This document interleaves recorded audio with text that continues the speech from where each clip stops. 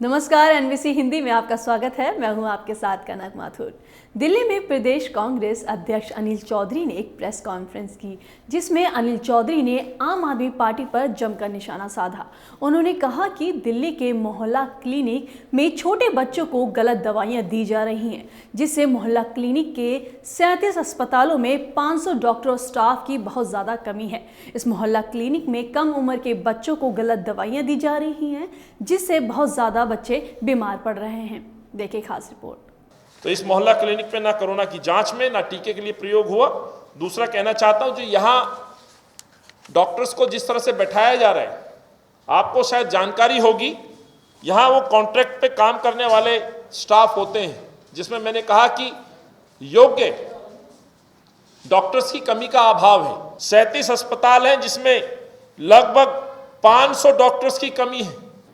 गलत दवाइयाँ कम उम्र के बच्चों को दे देना, उनकी जान के साथ खेलना और लापरवाही की वजह से उनकी जान जाना, ये दर्शाता है कि अरविंद केजरीवाल स्वास्थ्य के क्षेत्र में किस तरह से काम कर रहे हैं। बट जो घटिया क्वालिटी की दवाई की सप्लाई हो रही है दिल्ली सरकारों में, सरकार उसका ऑडिट कराए। कहीं ऐसा तो नहीं एक्सपायरी डेट की सप्लाई भी निरंतर चल रही है। भ्रष्टाचार के मामले बहुत हैं। फेक पर्चियां बना करके मेडिसिन को कालाबाजारी में बेचा जा रहा है। दिल्ली के स्वास्थ्य मंत्री इस्तीफा दें, दिल्ली के मुख्यमंत्री माफी मांगे और इस पे बयान जारी करें, ये कहना चाहता हूं साथियों। देखिए, 16 बच्चे कलावती अस्पताल में एडमिट होते हैं, उनमें से 3 बच्चों की मौत हो जाती है।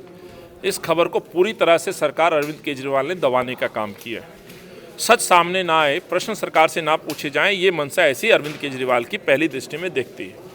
और सवाल ये उठता है, आम आदमी की बात करने वाला मुख्यमंत्री आज आम आदमी की खबर को छुपाना क्यों चाहता है? ये जो बच्चे हैं जिनकी डेथ हुई है, गरीब परिवारों के बच्चे होंगे। स्वाभाविक सी बात है, मोहल्ला क्लिनिक में कोई सक्षम व्यक्ति नहीं जा रहा है, क्योंकि मोहल्ला क्लिनिकों की जो दुर्दशा है वो किसी से छुपी नहीं है। कोविड काल से लेकर के अब तक जितनी तमाम मीडिया रिपोर्ट्स कहें या समाज सेवी संस्थाओं के द्वारा किए गए सर्वेक्षण की बात करें, हर रिपोर्ट में मोहल्ला क्लिनिक पर असुविधाओं की बड़ी लंबी लिस्ट है। और इस तरह से इन बच्चों की मौत हो जाना, खबरों को छुपाना, कहीं ना कहीं अरविंद की मंशा पर सवाल खड़ा करता है। केवल चुनावी उद्देश्य के लिए मोहल्ला क्लिनिकों के दावे करना, बड़े बड़े दावे करना कि विश्व स्तरीय सुविधाएं वहाँ मिल रही हैं, ये उन दावों की पोल खोलता है कि वहाँ पे एक ऐसी दवाई को जिसको केवल 4 साल से बड़े बच्चों के लिए पेडियाट्रिक रिकमेंड करता है, वहाँ पे अनक्वालिफाइड डॉक्टर्स किस तरह से रिकमेंड कर सकते हैं? 4 साल से छोटे बच्चे को दवाई नहीं दी जा सकती। और जिस दवाई का जिक्र किया गया है, मेथोर्फन नामक दवाई जो है, ये दवाई केवल 4 साल से बड़े बच्चों को दी जाती है। दवाई में भी कहीं ना कहीं कमी का जो है अभाव बताया गया है, कहीं गुणवत्ता पे वो कसौटे पे खरी नहीं उतरी है। तो इसीलिए बड़ा विषय है, बड़ा गंभीर विषय है। और सवाल ये भी है, इसलिए हमने मांग की है कि एक उच्च स्तरीय कमेटी बननी चाहिए। केवल एक कलावती में एडमिट हुए बच्चों का जिक्र है या दूसरे दिल्ली के कोने में भी इस तरह की दवाई दी गई है? क्या उन बच्चों की स्थिति भी ऐसी है? क्या अन्य कोई मौत हुई है?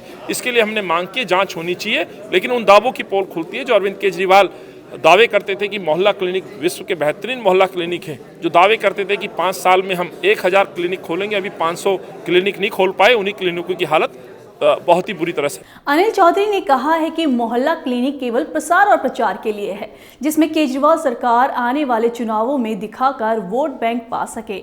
अनिल चौधरी ने कहा है कि अरविंद केजरीवाल सरकार मरने वाले बच्चों को 1-1 करोड़ रुपए का मुआवजा दे और जो बच्चे बीमार हैं उन सभी को 10-10 हज़ार रुपए का मुआवजा दे। यदि वे ऐसा नहीं करते हैं तो अरविंद केजरीवाल जनता को इस्तीफा दे, नहीं तो वह जनता से माफ़ी मांगे। देश दुनिया की सभी खबरों से जुड़े रहने के लिए देखते रहिए एनबीसी हिंदी न्यूज़।